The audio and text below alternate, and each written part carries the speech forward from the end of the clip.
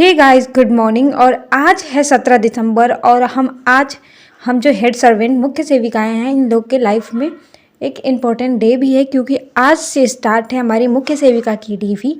तो सबसे पहले ऑल द बेस्ट जिन लोगों का आज डे भी है। और प्लीज़ कैसे क्या हुआ सब कुछ let me know in the comment section, जिनका भी आज डीवी हुआ है। और डीवी रोल नंबर के अकॉर्डिंग है।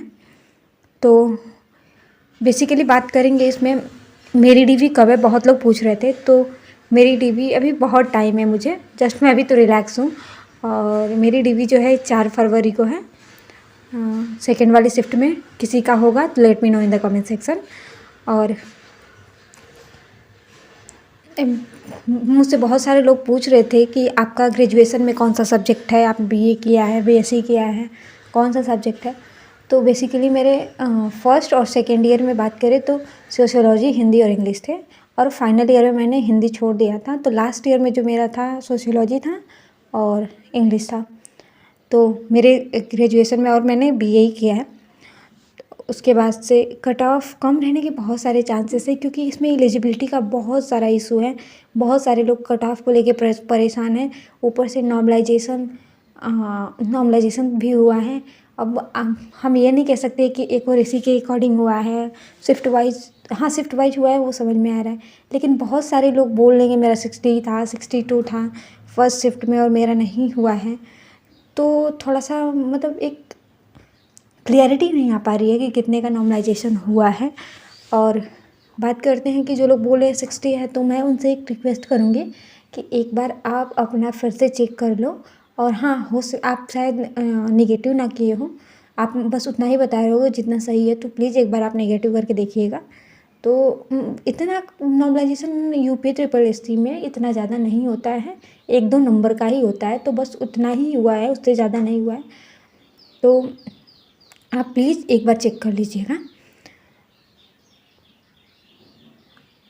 बहुत सारे लोगों का कल परसों मतलब जिनका भी डीवी हो जा रहा है, आप अपने डॉक्यूमेंट के अकॉर्डिंग क्या लेके गए थे, कैसे क्या हुआ, बताइएगा ज़रूर, हमें भी इन्फॉर्म करिएगा। और बात रही फाइनल कट ऑफ की, तो फाइनल कट ऑफ ज़्यादा नहीं जाने वाली है, क्योंकि यहाँ पे क्या है ना कि एक नंबर पे बहुत सारी लड़कियाँ हैं। और यहाँ पे पॉइंट का भी मतलब डिफरेंस बहुत मायने रखता है। तो कट ऑफ उतनी ज़्यादा जाने वाली तो नहीं है। क्योंकि जो लोग 65-70 भी बता रहे हैं, तो most of them are from first shift. तो फर्स्ट शिफ्ट वालों का नंबर नॉर्मलाइजेशन में 2-4 जितना भी हो कम हुआ है, और सेकेंड का बढ़ा है, ठीक। तो इस हिसाब से कट ऑफ कम ही रहेगी, आप देख लेना।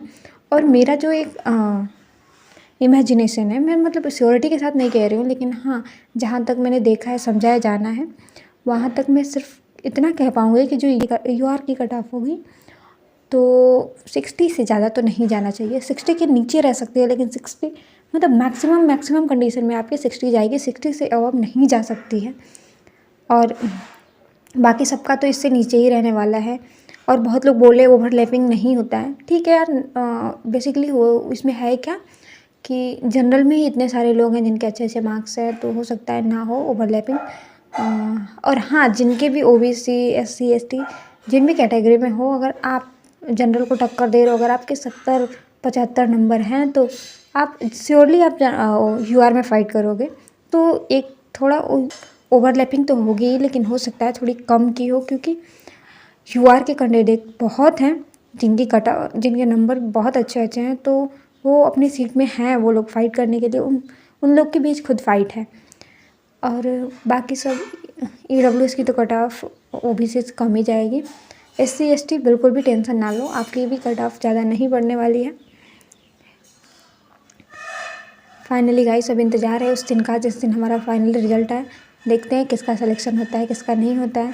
लेकिन हाँ, जिनको लग रहा है कि मेरा मार्क्स कम है, तो वो लोग आगे की तैयारी ज़रूर करते रहिएगा, क्योंकि आपको जब तक आपको ज्वाइनिंग लेटर नहीं मिल जाता है, जब तक आपको नियुक्ति पत्र नहीं मिल जाता है, तब तक आप किसी एक के भरोसे नहीं रह सकते। और बाकी सब तो आयोग के ऊपर है। एलिजिबिलिटी का काफ़ी इशू है कि 1 साल वालों का होगा, 2 साल, 3 साल। बीएससी, बीटीसी सब लोगों ने अप्लाई किया है, तो वो लोग किसको लेते हैं, किसको नहीं, इस पे तो मैं कुछ नहीं बोलने जाऊँगी, क्योंकि वो आयोग पे टोटली डिपेंडेंट है, वो किसको ले रहे हैं, किसको नहीं ले रहे हैं। और पिछली भर्तियों में क्या हुआ, कैसे हुआ, बहुत बहुत से रूल्स चेंज हुए हैं, बहुत सी चीज़ें चेंज हुई हैं। तो अब उनके ऊपर है कि वैसे ही कराते हैं, कुछ चेंज होता है। I don't know what about. और नॉर्मलाइजेशन के लेके बहुत लोग कोर्ट भी जा रहे हैं। तो देखो यार, यूपी ट्रिपल एस सी में नॉर्मलाइजेशन तो होता ही है, कुछ ज़्यादा का तो हुआ नहीं है, 1-2 नंबर का हुआ है, तो ये कोई नई बात नहीं है। मैं आपसे ये कहना चाहूँगी कि आप बेवजह अपना टाइम और पैसा दोनों वेस्ट कर रहे हो। तो आपके लिए सही ये है कि अपनी इस हार को कबूल करो और हाँ, पढ़ाई करो, शायद आपको इससे अच्छा मिल जाए कुछ। Just keep believe in yourself. और वो कहते हैं ना कि failure is a pillar of success. तो जस्ट अगर आप फेल हुए तो डेफिनेटली आप एक दिन पास हुए, एटलीस्ट आप मेहनत तो कर रहे हो ना, पास तो आपको होना ही है, जॉब तो आपको लगनी ही है। सो ये कोई मतलब चैलेंजेबल टास्क तो है नहीं कि आप जाओगे कोर्ट में और नॉर्मलाइजेशन के खिलाफ। अगर हाँ आपको आवाज़ उठानी चाहिए तो शायद पहले उठाते तो कुछ हो पाता। मैं खुद इसके अगेंस्ट हूँ, क्योंकि इतनी कम लड़कियाँ थी, हमारा जो है पेपर एक शिफ्ट में कराया जा सकता था, लेकिन नहीं हुआ। खैर जो भी हुआ, अब उसे मतलब अब कुछ हो नहीं सकता है। अगर सब बोलें खान सर बीपीएससी वालों के लिए धरना दे रहे हैं, ये कर रहे हैं, वो कर रहे हैं, तो ठीक है यार, वो एग्ज़ाम से पहले कर रहे हैं। एग्ज़ाम हो जाने के बाद अगर नंबर कम आए, इस हिसाब से तो नहीं हो रहा है ना। तो अगर आपको करना था या फिर आपके दिमाग में ये चीज़ें क्लिक की थी तो आप लोग पहले ही कर देते कि हाँ हमें एक शिफ्ट में पेपर चाहिए, एक पेपर चाहिए, नॉर्मलाइजेशन नहीं चाहिए, तो शायद हो सकती थी, वहाँ पे बात बन सकती थी। लेकिन अब कुछ होने वाला नहीं है। बेवजह आप कोर्ट जाओगे, अपना टाइम वेस्ट करोगे, साथ में उनका भी थोड़ा टेंशन बढ़ेगा जो लोग इसमें अच्छे खासे मार्क्स पाए हुए हैं।